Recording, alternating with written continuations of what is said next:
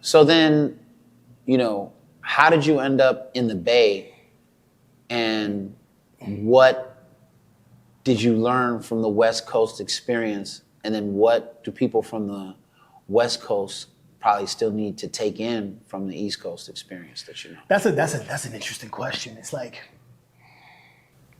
I moved to the Bay in 2003 after the music industry and my first iteration of trying to get signed and get a deal. It chewed me up and spit me out. Right. You know what I'm saying? I think I started the top of the year, 2003. Started the top of the year in a mansion party. DJ Clues there, executives from record labels. It's going down, kind of. And I had been working with some cats out of Detroit who were helping fund my career and put me in motion. So I'm thinking like, yo, by the end of this year, I'm lit. By halfway through the year, I owe thousands of dollars in rent.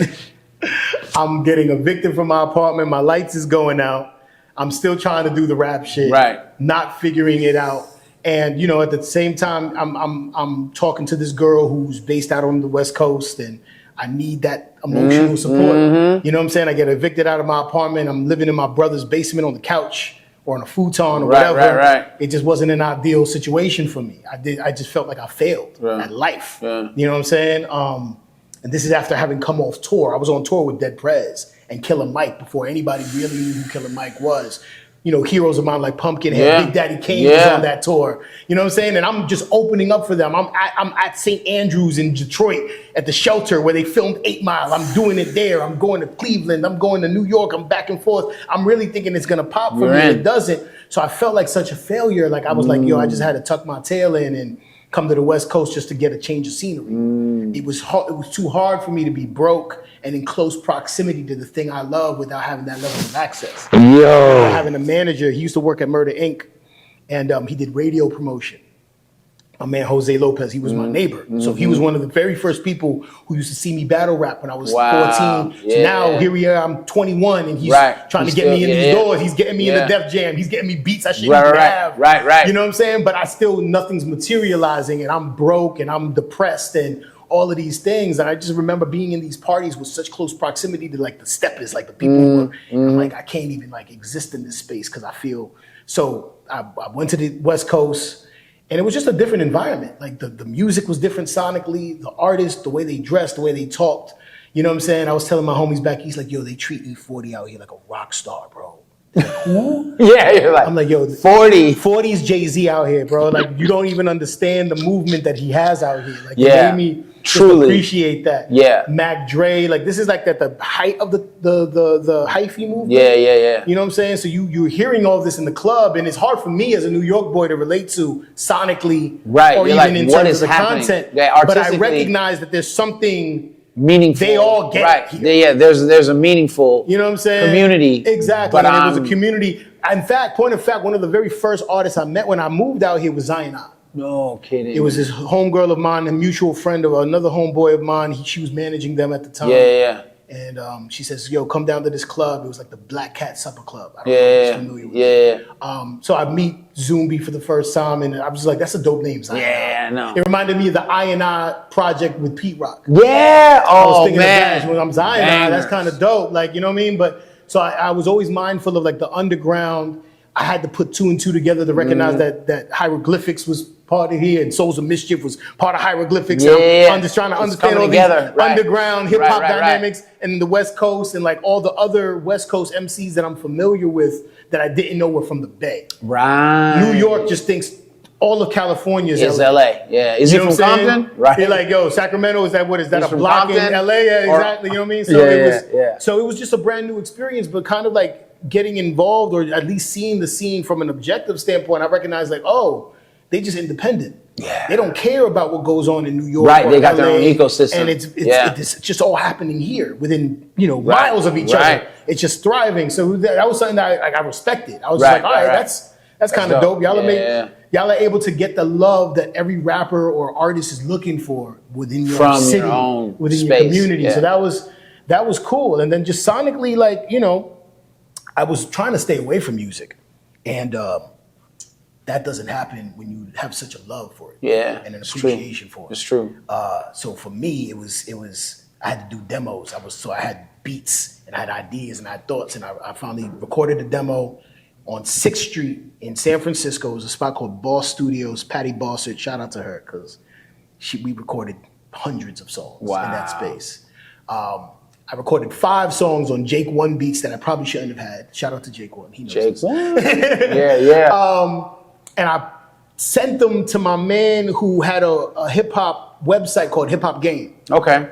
And I used to spend time in my temp job listening to rappers on Hip Hop Game, because it was like digital music was just becoming a thing. So you could click on the link and then listen to shit. And I'm like, oh shit. So I started just listening, and then at the bottom of the website, I saw the address on where to send demos. Similar like to The Source or anybody. So I sent my demo, and within I'm not even thinking about it after a week. I forgot about it.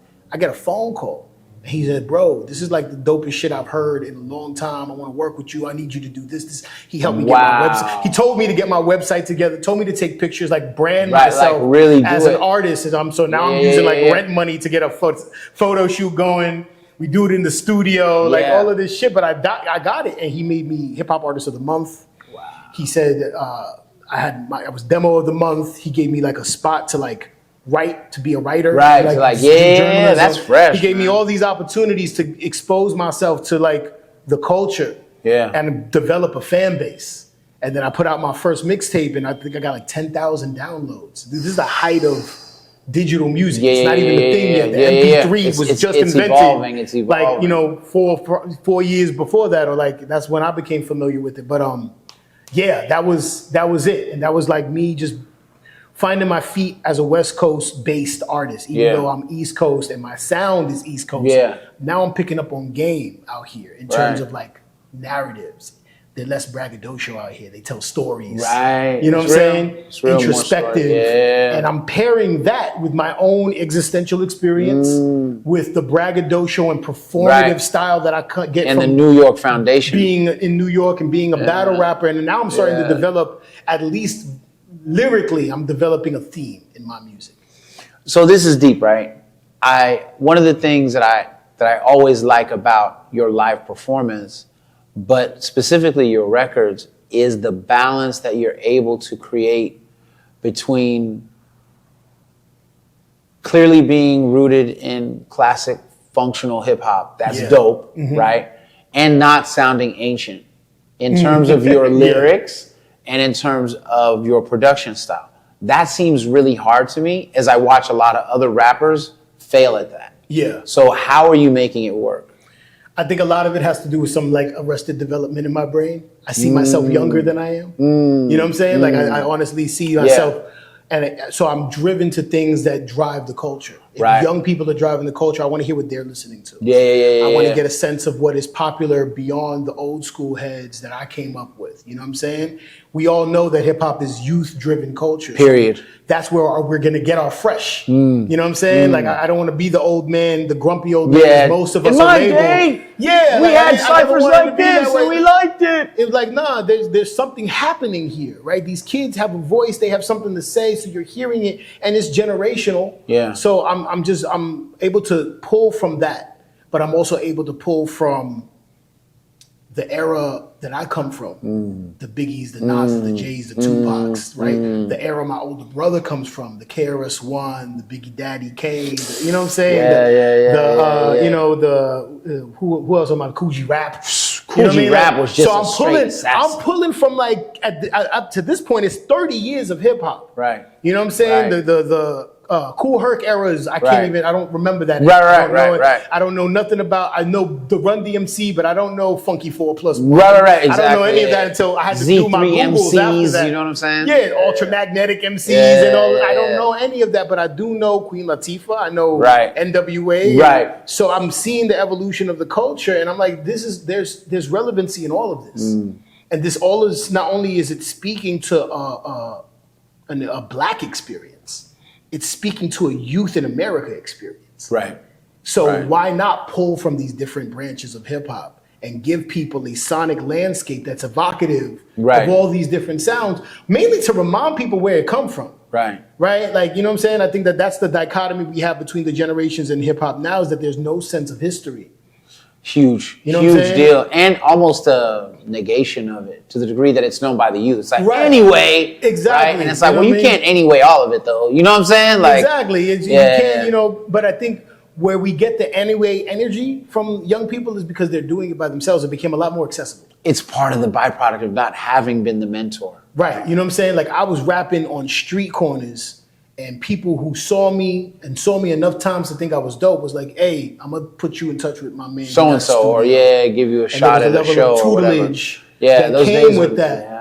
And now it's not so much. If my mother gives me a laptop, or I run up I hit a lick, and I'm able to buy a laptop and a microphone, that's my studio. Right. Period. I don't need an engineer. No one's coming to like tell you, no, man, you need to use the break or whatever. There's no one's giving me artist development. Yeah. You know what I'm saying? So I come from the era of artist development. It wasn't you just spitting a rap and getting signed. It was you spitting a rap, getting signed, being maybe on the shelf for 2 years because they had to develop you as an artist.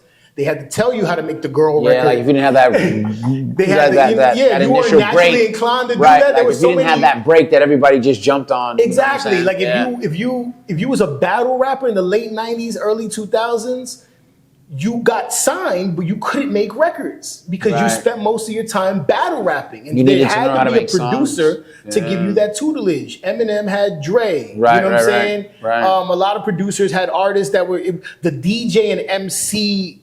Like union was still intact. Yeah. And we get that all the way back from the 70s. Yeah. You feel me? So like to have it in a space of like where now that's not the dynamic. Yeah. It's not as big of a dynamic. It changes. Yo. I started at the corner store, been through every sort of war. Next door to the poorest poor, we just wanted more and more. Gruesome shit all through my mind, I take you through a horror tour. I feel like Suge Knight giving speeches at the Source Awards. Lord.